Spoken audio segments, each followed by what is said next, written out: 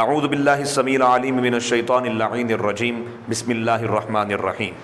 سب سے پہلے میرے تمام دیکھنے والوں کو السلام علیکم ورحمۃ اللہ وبرکاتہ۔ آپ دیکھ رہے ہیں میرا یوٹیوب چینل اور میں قاری محمد اویس اسلمی۔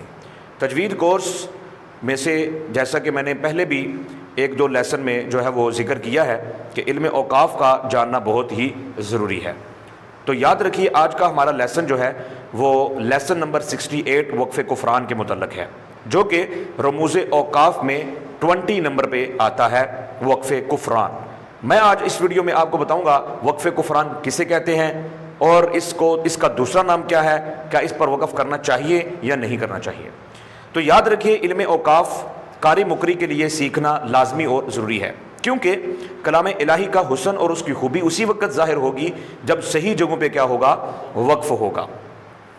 اگر آپ بغیر رعایت معنی کیے وقف کرتے ہیں تو پھر بعض صورتوں میں وقف کرنے کی وجہ سے نہ صرف حسن جاتا رہتا ہے بلکہ ایسے معنی پیدا ہوتے ہیں کہ جن کا اعتقاد کفر اور گناہ ہوتا ہے۔ پارہ نمبر 13 سورہ ابراہیم میں جیسا کہ آتا ہے ربی انہن اضللن کثیرا من الناس فمن تبعنی فإنہ منی ومن عصانی۔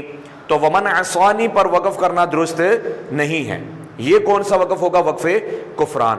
یعنی وقف کفران کہتے کسے ہیں؟ تو یاد رکھیے وقف کفران کہتے ہیں ایسی جگہ پر وقف کرنا جہاں پر وقف کرنے سے جو پڑھنے والا ہے وہ اس کا معنی خوب جاننے والا ہو، اور سننے والا اگر اس پر عقیدہ بنا لے، اس کا اعتقاد کر لے، تو اس سے کیا لازم آئے گا؟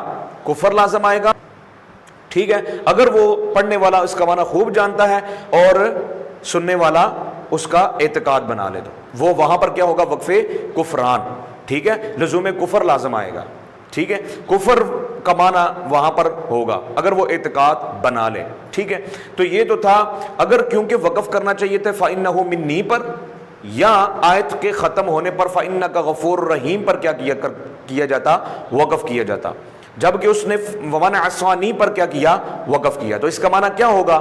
فمن تبعنی فإنہ منی، پس جس نے میری پیروی کی تو وہ مجھ سے ہے، ومن عصانی، اور جس نے میری نافرمانی کی۔ تو جب سننے والا یہ سنے گا کہ جس نے میری پیروی کی وہ مجھ سے ہے اور جس نے میری نافرمانی کی، تو جب نافرمانی کی تو وہ بھی اسی زمرے میں آئے گا کہ وہ بھی کس میں سے ہے؟ ابراہیم علیہ السلام میں سے ہے، جبکہ ایسا نہیں ہے۔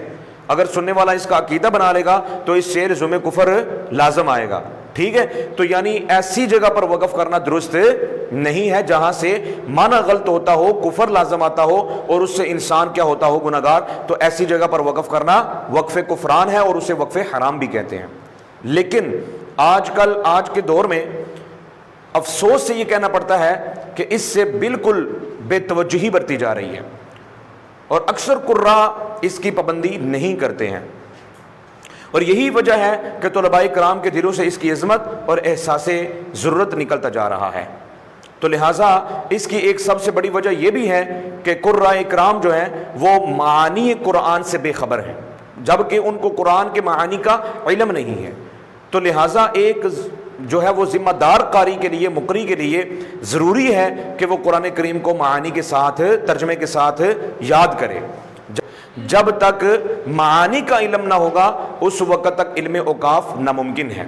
لہٰذا اگر آپ علم اوقاف پر جو ہے وہ مہارت حاصل کرنا چاہتے ہیں تو اس سے پہلے آپ کو قرآن کا ترجمہ سیکھنا پڑے گا۔